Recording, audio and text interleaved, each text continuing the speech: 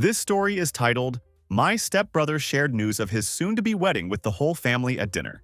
And my parents were thrilled, even boasting while humiliating me about how nothing works out for me. Hey Reddit, my name is Marcus, and I'm 34 years old. I have an identical twin brother named Derek, who is obviously the same age, but despite the fact that we look exactly the same, our lives couldn't be more different. This difference has defined our entire relationship and shaped how our family treats us both. Growing up, Derek was always considered the golden child in our household. He consistently earned better grades than me, had more friends, and excelled at sports in ways I never could. I wasn't terrible at anything, mind you. I was just perfectly average in most areas of life. What made this dynamic particularly painful was that my parents never even tried to hide their clear preference for Derek. I got used to hearing the phrase, "Why can't you be more like your brother?" at least once a week throughout my childhood and teenage years. When I turned 22, I married my college girlfriend in what seemed like a natural progression of our relationship. Things were okay between us for several years, but eventually we began to grow apart as people. We ended up getting divorced last year, though it wasn't anything particularly dramatic. There was no cheating involved or any major betrayals. We simply realized we wanted different things out of life and decided to part ways amicably. Meanwhile, Derek had been in a serious relationship with a woman named Victoria for about 4 years. Everyone in our family absolutely loves her and treats her like she's some kind of perfect angel. She seems nice enough from my interactions with her, but my parents treat Victoria like she's literally descended from heaven itself. The way they fawn over her has always felt a bit excessive to me, but I've learned to keep those observations to myself. Last month, my mother sent a text message to our family group chat announcing that there would be a special dinner at their house. She was being mysteriously vague about the purpose of this gathering, which should have been my first red flag. I honestly almost didn't attend because these family dinners tend to be uncomfortable for me, but I always end up going anyway. You know how it is with family. You keep showing up to these events hoping that somehow things will be different this time, even when past experience tells you otherwise. I arrived at my parents' house a bit late because traffic was absolutely insane that evening. By the time I walked through the front door, everyone was already there and settled in. The usual suspects were all present. My parents, Derek and Victoria, our older sister Lisa with her husband and their 3 kids, plus a couple of aunts and uncles who had been invited for whatever this mysterious occasion was supposed to be. I grabbed a Corona from the cooler and tried to blend into the background as much as possible, which is pretty much my standard operating procedure at these family gatherings. I've learned over the years that it's easier to just stay quiet and let everyone else dominate the conversation. It keeps me out of trouble and reduces the chances of becoming the target of any unwanted attention or criticism. About halfway through dinner, Derek suddenly stood up from his chair and picked up a fork to clink against his glass. The sound cut through all the conversations happening around the table, and the entire room fell completely quiet as everyone turned their attention to him. There was this expectant energy in the air, like everyone knew something big was about to be announced. That's when Derek made his big announcement. He and Victoria were officially engaged. The room immediately erupted in cheers and applause from everyone present. Despite all the complicated feelings I have about my family dynamics, I genuinely smiled and offered my congratulations to both of them. I mean, regardless of everything else that's happened between us over the years, Derek is still my twin brother, and I was honestly happy for him in that moment. But that's when everything went completely to hell in ways I never could have anticipated. My father, who had clearly had at least 3 beers by this point in the evening, also stood up from his chair with this huge, exaggerated grin plastered across his face. What he said next will be burned into my memory for the rest of my life. He literally shouted at the top of his lungs, "Finally, one son who isn't a complete disappointment." Then he turned and pointed directly at me while continuing, "Unlike this pathetic excuse sitting right here who can't even keep a wife?" I completely froze in my chair. The entire room went dead silent for what felt like an eternity, but was probably only about 2 seconds. That's when my mother decided to chime in with her own contribution to this nightmare. She looked right at me and said, "We should have selected just one embryo. We knew which one would be the failure." And then, the most unbelievable thing happened. Everyone started laughing. This wasn't uncomfortable, awkward laughter from people who didn't know how to react to such a horrible situation. This wasn't the kind of nervous giggling that happens when someone says something inappropriate and everyone feels secondhand embarrassment. No, they were genuinely amused by what had just happened. My 12-year-old niece was literally pointing at me and giggling like this was the funniest thing she'd ever witnessed. Derek's future in-laws, who I had literally just met for the first time that evening, were smirking at me like I was some kind of joke. And Derek himself just stood there with this incredibly smug expression on his face that seemed to say, "Better you than me, brother." The moment everything changed. I should mention that I've always been the family joke to some extent. There have been countless moments over the years where I've been the target of their humor or casual dismissal. But this situation was next level, even by their standards. This wasn't just teasing or typical family ribbing. This was pure, unadulterated cruelty delivered in front of a room full of people during what was supposed to be a celebration. I sat there in my chair for exactly 15 seconds. I actually counted the time in my head while everyone around me continued making comments about how at least one twin had turned out right, how Derek was clearly the successful one, and various other observations about my failures as a human being. During those 15 seconds, something fundamental shifted inside me. Then, I did something that surprised even myself. I smiled. But this wasn't a happy smile or even a forced polite smile. This was the kind of smile you give when you finally see something clearly for the first time in your life. It was the smile of someone who had just experienced a moment of perfect clarity about exactly where they stood with the people who were supposed to love them unconditionally. I stood up calmly, reached into my wallet, and placed $60 on the table to cover my share of the dinner. I didn't make a dramatic speech or start crying or cause any kind of scene whatsoever. I simply walked out of that house without saying a single word to anyone. No drama, no emotional outburst, no attempts to defend myself or fight back. I just left. The absolute flood of text messages started before I had even reached my car in the driveway. My phone was buzzing constantly with notifications from various family members, each one more ridiculous than the last.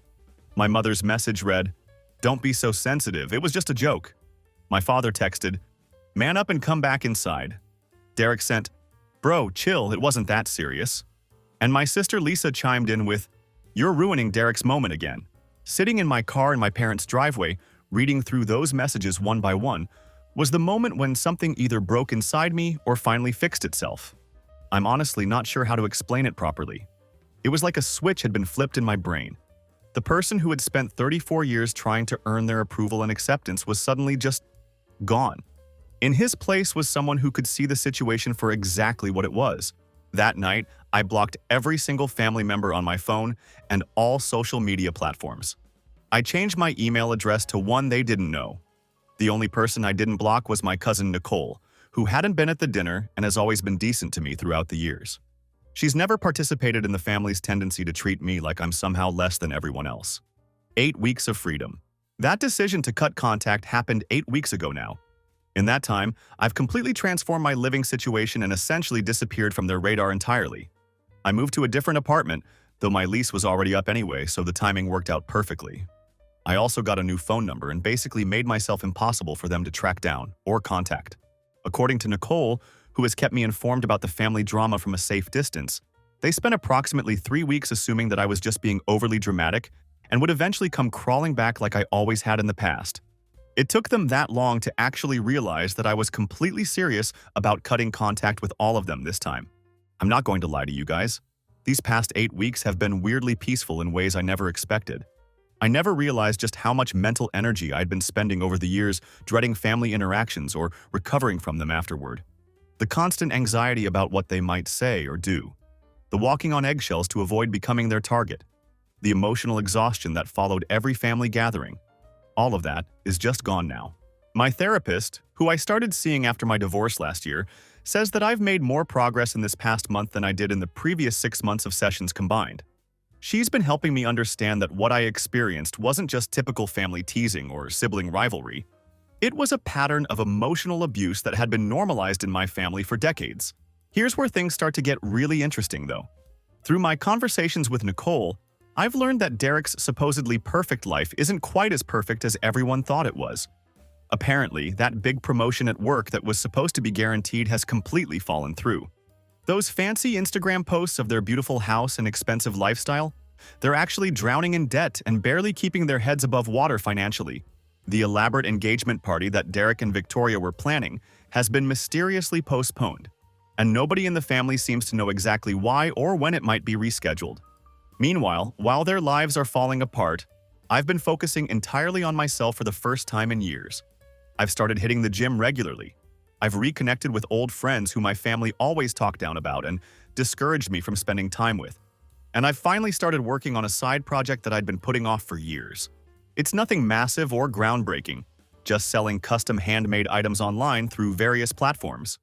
But last week, I made my first $1,000 in profit from this little venture. And I can't remember the last time I felt so proud of an accomplishment that was entirely my own. The desperation sets in. Nicole called me yesterday to share some particularly interesting developments in the family drama saga. Apparently, my parents have been asking about me nonstop for weeks now, and they're getting increasingly desperate to find some way to reach me. But here's the thing that really tells you everything you need to know about these people. They're not trying to contact me because they miss me or because they feel bad about what happened at that dinner. They're not reaching out because they've had some moment of self-reflection and realized how horribly they treated me. No, they need something from me. Nicole wouldn't reveal exactly what that something is yet, but she promised that I'll find out soon enough. And based on the urgency in her voice, it's clearly something significant. And that's where I find myself right now, in this strange position I never thought I'd be in. Part of me wants to never speak to any of them again for the rest of my life. After 34 years of being treated like the family disappointment, after being publicly humiliated in front of extended family and strangers, after years of having my accomplishments dismissed and my failures magnified, there's definitely a part of me that thinks they deserve to be cut off permanently. But there's another part of me that's actually curious to see what happens next. I want to see the looks on their faces when they finally realize that the so-called failure twin isn't available to solve their problems or absorb their abuse anymore. I want to watch them confront the reality that they've spent decades treating me terribly, and now that they actually need something from me, I'm no longer the desperate, people-pleasing pushover who would bend over backward to earn their approval. I honestly don't know what I'm going to do yet when they inevitably try to make contact. I haven't decided whether I'll respond to their attempts to reach me or continue maintaining this boundary I've established. But for the first time in my entire life, I'm actually excited to make that decision for myself, based on what I want and what's best for me. I'm not going to base my choice on what would disappoint them the least, or what would cause the least amount of family drama. For 34 years, I've been making decisions through the lens of how my family would react, always trying to minimize their criticism and maximize their approval. Now I get to decide what I want to do purely based on my own interests and well-being, and that feeling of autonomy is absolutely incredible. Update: 4 months of peace and unexpected revelations. So I didn't expect my original post to blow up like that, and I really appreciate all the support from everyone who took the time to read my story and offer their thoughts. The response has been overwhelming in the best possible way, and it's helped me feel less alone in this whole situation. The last 4 months have been quite the journey, so let me give you a quick recap for those who might have missed my original post. At my twin brother Derek's engagement dinner, my father publicly called me a disappointment who couldn't even keep a wife. My mother chimed in saying they should have selected just one embryo, clearly meaning they wished I had never been born. And literally everyone at that dinner, including small children, laughed at me like it was the funniest thing they'd ever heard. I responded by calmly leaving the dinner, placing money on the table for my share, and then cutting contact with everyone in my family except for my cousin Nicole. These past 4 months without my family in my life have been weirdly peaceful, in ways I'm still trying to fully understand and appreciate. I think I didn't realize just how much mental energy I was constantly spending, bracing myself for their next round of criticism, or comparing myself to Derek's supposedly perfect life. My apartment still has a leaky faucet that I keep meaning to fix, and my internet connection cuts out whenever it rains too hard, but at least I don't wake up to text messages about how Derek just bought yet another new car, or how disappointed my parents are that I'm still single at 34. About a month after going completely no contact with them, I made the decision to change my phone number and move to a different part of town. It's nothing particularly fancy or impressive, just a smaller place with much better natural light coming through the windows. My therapist says that I'm showing signs of something called post-traumatic growth, which is apparently a real psychological phenomenon, and not just something she made up to make me feel better about my situation. The really crazy part of this whole story started about 7 weeks ago when my cousin Nicole sent me a text, asking if we could meet for coffee. I was honestly hesitant at first because I was worried that she might just be acting as a flying monkey for my parents, trying to guilt me into reconnecting with them. But Nicole has always been one of the few decent people in my extended family, so I decided to give her the benefit of the doubt. We arranged to meet at this little cafe near my new apartment. And just to address something I know people will ask about, no, Nicole and I are not romantically involved or anything like that. She's literally been like a sister to me my entire life, and she's happily married with a baby on the way. Derek's perfect life starts crumbling. When Nicole showed up at the cafe, she looked absolutely exhausted. There were dark circles under her eyes like she hadn't been getting proper sleep for weeks. She had barely sat down in her chair before she started telling me that Derek's supposedly perfect life was completely imploding in spectacular fashion. Apparently, during the week immediately after I went no contact with the family, Derek's fiancée Victoria discovered some very interesting messages on his phone. We're not talking about ancient history here.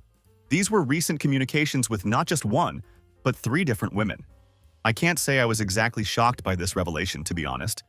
Derek has always had a wandering eye throughout his life, but I had kind of figured that he'd finally grown up and settled down with Victoria. According to Nicole, the engagement is currently on hold, while Derek and Victoria work things out. And those were her air quotes, not mine. The translation of that diplomatic language is pretty clear. Victoria's parents won't let her call off the engagement entirely because they've already put down significant deposits for wedding venues and other arrangements. But here's where the story gets really interesting and shows just how much I didn't know about what was actually happening behind the scenes. According to Nicole, my father's business is in serious financial trouble. I don't want to get too specific about the details because I'm trying to avoid doxing myself, but basically he sells specialized equipment to other businesses in his industry. His biggest client, who represented about 50% of his total income, just dropped him completely overnight. I sat there sipping my coffee and just listening to all of this information without feeling much of anything. I thought hearing about their problems would feel more satisfying than it actually did, but it didn't bring me the vindication I might have expected. Don't get me wrong, I'm not sitting here crying tears of sympathy for any of them after how they've treated me. But I'm not celebrating their misfortune either. It's just facts, just information about what's happening in their lives. That's when Nicole dropped the real bombshell that explained why my family had been so desperately trying to track me down. My parents, along with Derek, have been making serious efforts to find me over the past few weeks. They've shown up at my old apartment building multiple times. And if you're Kevin, my replacement tenant who might be reading this, I'm sorry you've had to deal with that harassment. They've called my old work contacts trying to get information about my current whereabouts. They've even tried to get my ex-wife's new address from our mutual friends. The reason for all this desperate searching? They need money. A lot of money. The golden child's fall from grace. It turns out that Derek wasn't just cheating on Victoria with multiple women. He was also seriously mishandling funds at his workplace. Nicole was careful to emphasize that it wasn't anything technically criminal as far as anyone knew, but it was definitely serious enough to get him demoted and put on formal probation at work. The golden child, who could supposedly do no wrong, had managed to screw up both his personal and professional life simultaneously. That fancy downtown apartment that Derek was so proud of and constantly posted about on social media? Yeah, he can't afford the rent anymore. The BMW that he loved showing off and talking about at family gatherings might actually get repossessed if he can't catch up on the payments. Meanwhile, my parents, who have apparently been living beyond their means for years while maintaining the facade of financial stability, are suddenly facing the harsh reality that their precious golden child can't bail them out of their mounting problems. The family house needs a completely new roof, which is an expense they absolutely cannot afford right now. My mother's shopping addiction has reached the point where she's maxed out 14 different credit cards. My father's struggling business might not even make it to the end of the year if things don't turn around dramatically. And Lisa's husband has lost his job, forcing them to move into my parents' house with their 3 kids, creating an overcrowded and stressful living situation for everyone involved. I'm not going to lie. I sat there in that cafe feeling absolutely nothing as Nicole told me all of this. Not happiness, not anger, not even a sense of vindication. Just complete emotional emptiness. 4 months ago, hearing about any of these problems would have immediately sent me into full-blown fix-it mode. I would have been scrambling to figure out how I could help them, probably taking out loans and destroying my own financial future in the process to save theirs. But sitting there listening to Nicole describe their various crises, I felt completely detached from all of it. Then Nicole slid her phone across the table toward me, and on the screen was a series of increasingly desperate text messages from my mother. The messages read, "Please tell Marcus we need to talk," followed by, "This isn't a joke anymore." Then, "Nicole, tell him his father is having health problems from the stress." Then, "If he's still angry about the dinner, he needs to get over it." And finally, "Family is supposed to help each other." That last message actually made me laugh out loud in the middle of the cafe. Where was all this family is supposed to help each other energy when I was going through my divorce and struggling emotionally? Where was it when I was sleeping on a friend's couch for 4 months because I couldn't afford my own place? Where was it when I needed a small loan to fix my car last year, and they told me I needed to be more responsible with money like Derek was? Nicole wasn't asking me to contact them or trying to pressure me into reconciling with the family. She just thought I should know what was happening and understand the full scope of their situation. She also mentioned something particularly interesting. Derek had been asking her about my side business. Apparently, he had suddenly remembered that I'm good with that internet stuff and thought maybe I could somehow hook him up with opportunities or advice. The sheer audacity of that request is almost impressive in its complete lack of self-awareness. An unexpected confrontation in the cereal aisle. I thanked Nicole for giving me the heads up about everything that was happening with my family and walked her out to her car when our coffee meeting was over. Before she left, she gave me a hug and told me that she was proud of me for standing up for myself. Those were the first words anyone in my family had ever said to me that expressed pride in my actions or decisions. It was such a simple statement, but it meant more to me than she probably realized. After that meeting, I went home and made a detailed pros and cons list about whether I should get back in contact with my family. I spent a good hour writing down every possible reason why I might want to reconnect with them and every reason why I shouldn't. When I was finished, the cons list was 2 full pages long, covering everything from their years of emotional abuse to their complete lack of genuine remorse. The pros list was completely blank. I couldn't think of a single compelling reason to let these people back into my life. So I decided to keep doing exactly what I had been doing for the past few months. Absolutely nothing. I would continue maintaining my boundaries and living my life without their toxicity affecting my daily peace and mental health. But then something happened last week that changed the dynamic completely. I was doing my regular grocery shopping, just grabbing some basic necessities and minding my own business, when I literally bumped shopping carts with my father in the cereal aisle. It was honestly the most awkward moment of my entire life, and that's saying something considering the dinner incident that started all of this. He looked absolutely terrible, much older than I remembered, with gray hair and deep lines in his face like he had aged 10 years in the 4 months since I'd last seen him. His shopping cart told a story of financial desperation. It was filled with ramen noodles, cheap white bread, and store-brand versions of everything. For just a split second, looking at this diminished version of the man who had raised me, I almost felt bad for him and considered whether I was being too harsh.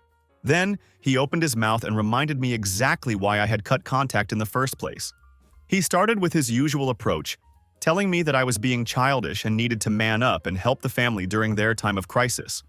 When I didn't respond to that tactic, he switched strategies and began talking about how much he and my mother missed me. He tried to make it sound like they had been devastated by my absence and desperately wanted me back in their lives. When that emotional manipulation didn't work either, he finally got to the real point of why he wanted to reconnect with me. They needed me to lend them $75,000. I just stared at him in complete disbelief. This man who had called me a complete disappointment just 4 months ago, who had publicly humiliated me in front of extended family and strangers, was now standing in a grocery store asking me for $75,000 like it was the most reasonable request in the world. The absolute lack of self-awareness was truly staggering. I told him very calmly that I didn't have that kind of money to lend to anyone, which was completely true. He actually scoffed at my response and said he knew about my internet business, apparently thinking that my small Etsy shop that makes maybe $300 a week somehow meant I was secretly wealthy. Then he had the audacity to lecture me about how family comes first and how I had an obligation to help them. I looked him directly in the eyes and said, "No, it doesn't." Then I walked away, leaving my half-filled shopping cart right there in the cereal aisle. It was probably petty, but it was definitely satisfying to just walk away from him mid-conversation. The escalation campaign.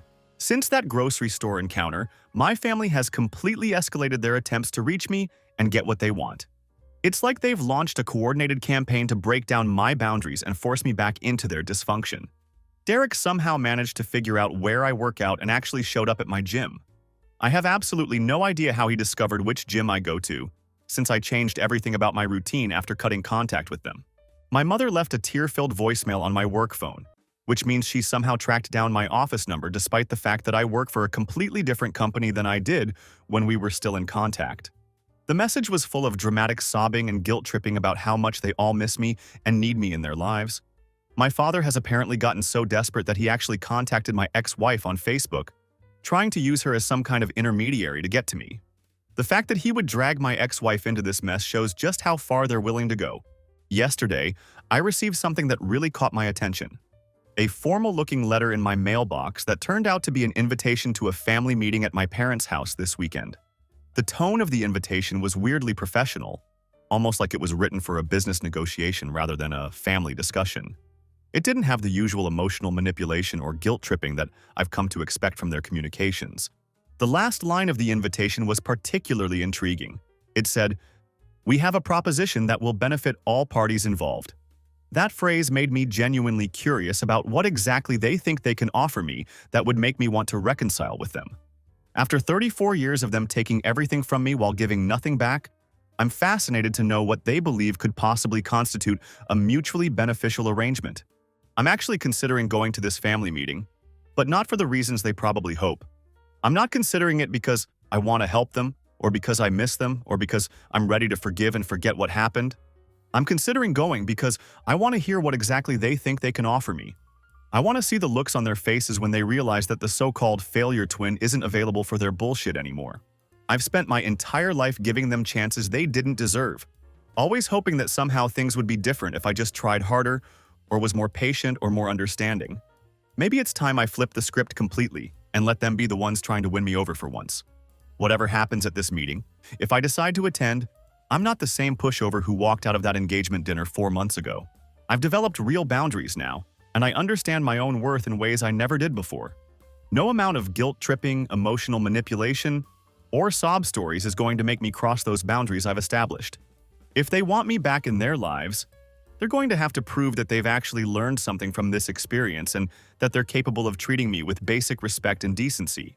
I'll update you all again after the family meeting if I decide to go. Part of me wants to just continue ghosting them entirely and never give them another opportunity to hurt me. But another part of me is genuinely curious to see if they've learned anything at all from having me cut out of their lives for 4 months. Final update: the decision and nuclear fallout. So I didn't expect this whole saga to blow up again the way it has, and my direct messages are honestly a complete dumpster fire right now, with people offering advice and sharing their own family horror stories. Thanks for all the awards and supportive comments, but to be completely honest, I'd trade them all for a normal, functional family that actually cares about me as a person. Anyway, I promised I would give you an update after that family meeting they invited me to, so here it is. The truth is, I never actually went to that meeting at all. After sitting on their invitation for a full day and really thinking it through, I realized that I was just setting myself up for more manipulation and emotional abuse. Any proposition they had for me was almost certainly going to be some elaborate scheme to guilt me into giving them money or resuming my role as the family scapegoat. Instead of attending their meeting, I sent a simple text message to Nicole, letting her know that I wouldn't be coming. Then I turned my phone completely off for the entire weekend and took a solo camping trip to clear my head and get some perspective on the situation. It was just me, a small tent that had a hole in it that I kept meaning to patch, and some questionable freeze-dried meals that tasted like cardboard. But it was exactly what I needed to remind myself why I had made the decision to cut contact in the first place. When I finally got back home and turned my phone back on to check my messages, things had apparently gone completely nuclear in my absence. I had 17 missed calls from various unknown numbers that my family had somehow gotten access to. There were 9 voicemails ranging from my mother's tearful, guilt-tripping messages to my father's increasingly threatening and angry rants about family loyalty and responsibility. But the most interesting message was a text from Nicole that simply said, "They're completely screwed. Derek got fired. Call me when you get this." I called her while I was making breakfast the next morning. Burnt toast and instant coffee because I'm clearly living my best life over here. And she filled me in on what had happened during my weekend away.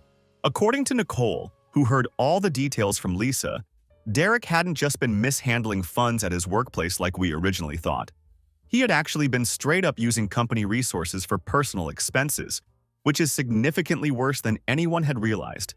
When my family couldn't reach me to get the bailout money they desperately needed, Derek apparently panicked and tried to cover his tracks at work, which only made the entire situation much worse.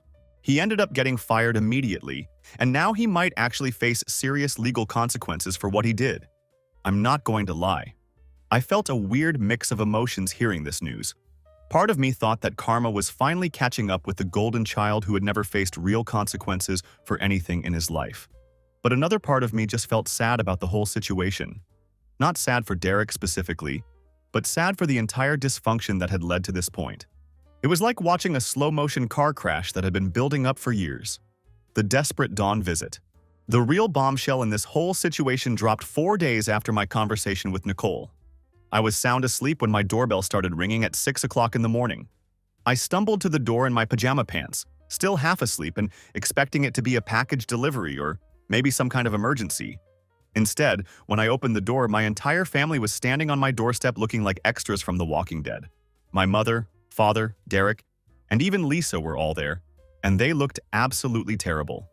My father's eyes were completely bloodshot, like he hadn't slept in days. My mother's makeup was smudged and running down her face from crying. Derek was wearing the same hoodie that I had seen him posting on Instagram 5 days earlier, which suggested he wasn't keeping up with basic hygiene anymore. Lisa looked like she would rather be literally anywhere else in the world than standing on my doorstep at dawn. I almost closed the door immediately and went back to bed. But my curiosity got the better of me. Instead of inviting them into my apartment, I stepped outside to talk to them, maintaining the physical boundary between my personal space and their chaos. My therapist would definitely be proud of that decision, since we've been working on establishing and maintaining boundaries in all areas of my life. I asked them what they wanted, and my father immediately launched into this bizarre, rambling speech about families sticking together during difficult times and how blood is thicker than water. My mother kept trying to hug me while simultaneously complaining about how difficult it had been for them to track down my new address. Derek just stood there staring at the ground like a toddler who had been caught stealing cookies from the jar. Lisa looked completely uncomfortable with the entire situation and kept shifting from foot to foot like she wanted to run away. When I didn't immediately respond to their emotional appeals, my father finally cut through all the manipulation and got to the actual point of their early morning visit. In the 4 weeks since my last update, their financial situation had gone from bad to absolutely catastrophic in ways that were almost impressive in their scope. My father's business was now officially failing, with suppliers demanding payment upfront because his credit had gotten so bad that they wouldn't extend him any terms. They had been forced to take out a second mortgage on the family house just to keep up with their basic expenses. Derek was being sued by his former employer for the money he had stolen, which was apparently a significant amount. My mother's shopping addiction had reached the point where she had maxed out 14 different credit cards, creating a mountain of debt with impossible interest rates. Lisa's husband had lost his job, forcing their entire family to move into my parents' overcrowded house with their 3 young children. And as if all of that wasn't enough, Victoria had publicly dumped Derek on Instagram in the most humiliating way possible.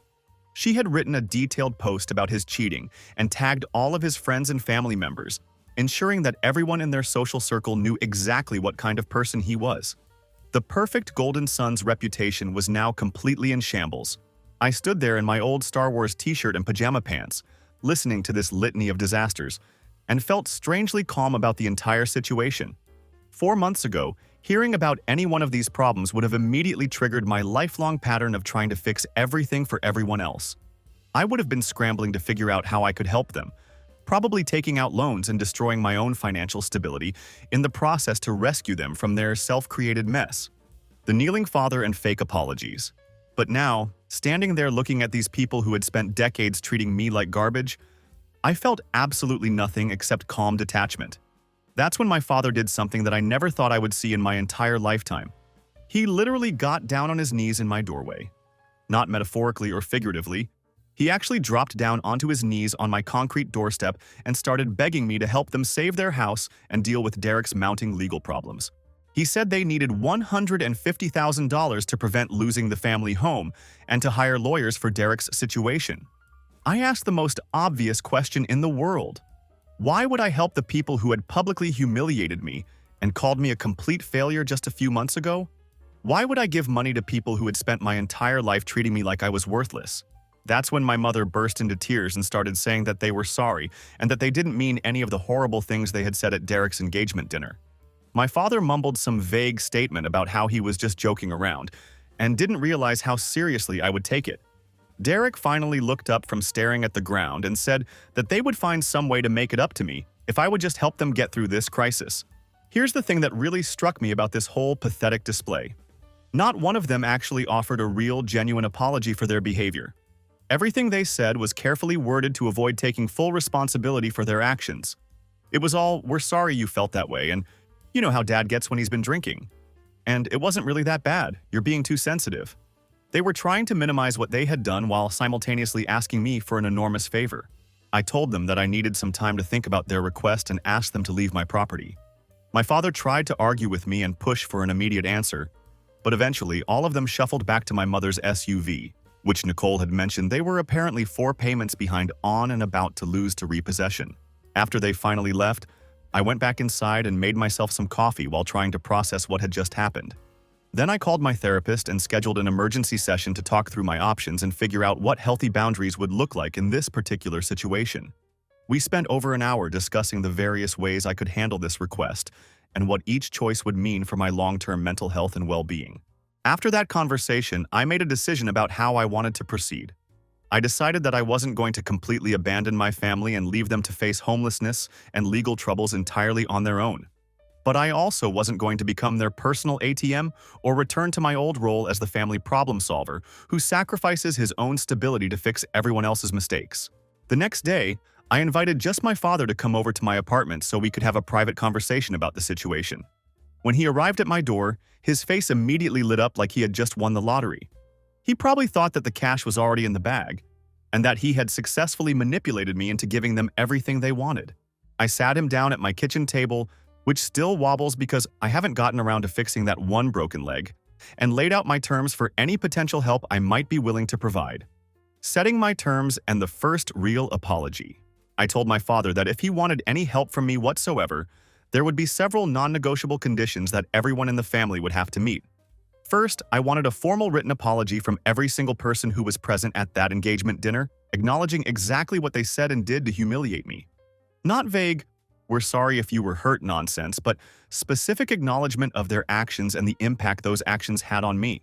Second, the entire family would need to participate in family therapy sessions for a minimum of 8 months. This wasn't optional or something they could half-heartedly attend a few times and then quit. They would need to commit to the full process and actually engage with it seriously. Third, my mother would need to get professional help for her shopping addiction, which was clearly a major contributing factor to their financial problems. You can't solve a debt crisis if the person creating the debt refuses to address their underlying behavior. Fourth, Derek would need to take full responsibility for his own legal and financial mess without dragging the rest of the family down with him. His problems were the result of his own choices, and he needed to handle the consequences like an adult. Finally, I would be willing to help them restructure their existing debt and create a realistic budget that they could actually stick to. But I would absolutely not be giving them any large sums of money to throw at their problems. Money wouldn't fix the underlying issues that had created this mess, and I wasn't going to enable their dysfunction by bailing them out financially. My father's face went through about 19 different emotions in the span of 30 seconds as I laid out these terms. He started arguing almost immediately, saying that I was being completely unreasonable and that family members don't put conditions on helping each other during times of crisis. He seemed to think that I should just hand over the money with no questions asked and no expectations of change or accountability. I simply stood up from my wobbly kitchen table, walked over to my front door, opened it, and told him that those were my terms. He could either take them or leave them, but I wasn't going to negotiate or compromise on any of them. These were the minimum requirements if he wanted any assistance from me moving forward. He chose to leave, storming out while muttering complaints about ungrateful children and unreasonable demands. 3 days later, Nicole texted me a screenshot of a Facebook rant that my mother had posted about ungrateful children and how some people forget where they came from. It was classic victim behavior from my mother, making herself the wounded party in a situation where she was clearly in the wrong. But then something completely unexpected happened that caught me off guard. Lisa called me directly, which was significant because we hadn't spoken one-on-one since the engagement dinner incident. She was crying when I answered the phone, saying that she couldn't handle living with our parents anymore and that her children were starting to pick up on their toxic behavior patterns. Most importantly, she offered me something that no one else in my family had ever given me: a genuine, heartfelt apology. She admitted that she was sorry for not standing up for me at the dinner, and she acknowledged that she had always gone along with the family narrative that I was somehow the failure, because it kept the negative attention off her own struggles and problems. It was the first real, authentic apology I had ever received from anyone in my family, and it meant more to me than I can adequately express. I invited her and her family over for dinner the next night so we could have a longer conversation about everything that had been happening. Lisa's breakthrough and Derek's audacity. We talked for hours after the kids went to sleep in my spare room that night. Lisa confessed something that I had never realized during all our years growing up together. She had always gone along with the family narrative that I was the failure twin, because it kept the spotlight off her own struggles and problems. By allowing me to be the designated scapegoat, she could maintain the image of having everything together in her own life. She admitted that her marriage had been in serious trouble for months, with her husband hiding their mounting financial problems from her while she desperately tried to maintain the facade of being the successful, put-together daughter. She had been so focused on not becoming the family disappointment that she had enabled the toxic treatment I received for years. By the end of that evening, we had worked out a plan for her to break free from the family dysfunction. She and her family would move into their own apartment, and I agreed to help with the security deposit. This was the only actual money I had given to any family member throughout this entire ordeal. And I felt good about it because Lisa was genuinely trying to change her situation and break the cycle. I also offered to help her husband with his resume and job hunting, since I had connections in his field that might be useful. She committed to going to therapy and working on setting her own healthy boundaries with our parents, which was something she had never done before. It felt like the beginning of an actual healthy relationship with at least one member of my family. A week later, I received an email from Derek that perfectly encapsulated his complete lack of self-awareness about the situation. There was no apology in the message, no acknowledgement of what he had done to contribute to the family crisis, and no recognition of how he had treated me over the years. Instead, he had attached a job application to the email, along with a note asking if I could put in a good word for him at my workplace. The sheer audacity of that request was almost impressive. This is the same person who had stood there with a smug look on his face while our parents publicly humiliated me at his engagement dinner. The same person who had cheated on his fiancée with 3 different women while simultaneously stealing from his employer. And now he thought I would help him get a job at my company? I didn't even bother responding to that email. Then yesterday, something truly unexpected happened that showed me just how much the family dynamic had shifted.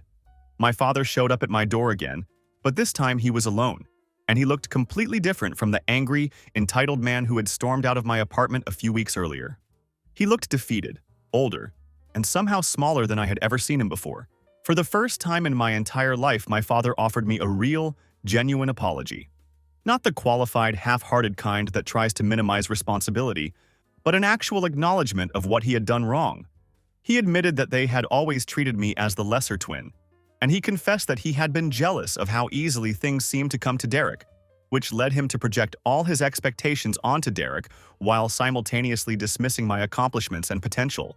He said that he had been wrong about everything, and he acknowledged that the way they had treated me over the years was unacceptable. Then he asked if my offer of help was still on the table, not for money, but specifically for the family therapy and budgeting assistance I had mentioned. He wanted to know if there was still a chance to repair the damage that had been done to our relationships. I told him that yes, my offer was still available, but my terms hadn't changed at all. All of them would still need to provide written apologies acknowledging what had happened, and they would all need to commit to the full therapy process. There would be no quick fixes and no sweeping things under the rug like they had always done in the past. He agreed to all of my conditions without argument. The beginning of something new. We're scheduled to start family therapy next week, which feels surreal after everything that has happened over the past several months. My mother is still being resistant to the whole process and keeps making excuses about being too busy to attend sessions, though I have absolutely no idea what she could possibly be too busy doing, since she doesn't actually work or have any real responsibilities outside the house. Derek has agreed to participate in the therapy sessions, but he's still very much playing the victim role and acting like all of these problems just happened to him, rather than being the direct result of his own choices and actions. He hasn't taken any real responsibility for the cheating, the stealing from his employer, or the way he treated me throughout our lives. But at least he's agreed to show up, which is more than I expected from him initially. Lisa and her family are completely committed to the process, and they've already started making positive changes in their lives. She's found an apartment that she can afford, her husband is actively job hunting with my help, and she's begun setting boundaries with our parents for the first time in her adult life. It's encouraging to see at least one person in my family actually following through on their commitments to change. I honestly don't know if this therapy process will actually fix anything substantial in our family relationships. Family trauma and decades of toxic patterns don't heal overnight, and there's no guarantee that my parents or Derek will actually do the hard work necessary to change their behavior permanently. But for the first time in this entire ordeal, I'm not the one carrying all the emotional weight and responsibility for making things work. I'm not the designated failure anymore, which is a strange feeling after 34 years of playing that role. I'm not the one who has to absorb everyone else's problems or sacrifice my own well-being to keep the family peace. I've established clear boundaries about what I will and won't accept, and I'm sticking to them regardless of how anyone else feels about it. My apartment still isn't much to look at. It still has that leaky faucet I keep meaning to fix, and the kitchen table still wobbles because I haven't gotten around to replacing that broken leg. But this place is completely mine, and it represents my independence from their dysfunction. When my family members come here now, they come on my terms, following my rules and respecting my boundaries. For the first time in my life, I'm not trying to earn their approval or prove my worth to people who never valued me properly. I'm not desperately hoping that if I just try hard enough or give enough of myself, they'll finally see me as worthy of love and respect. I know my own value now, and it doesn't depend on their recognition or validation. The house with the leaky faucet and wobbly table isn't much compared to Derek's former downtown apartment or my parents' house with its financial problems. But it's mine. It's peaceful, and it's a place where I'm treated with the basic respect that every person deserves. And honestly, that's worth more than all the money or family approval in the world. Whether this therapy process leads to genuine healing and healthier relationships, or whether it just confirms that some people are incapable of real change, I'll be okay either way. I've learned that I can survive and even thrive without their approval, and that knowledge has given me a kind of freedom I never knew was possible.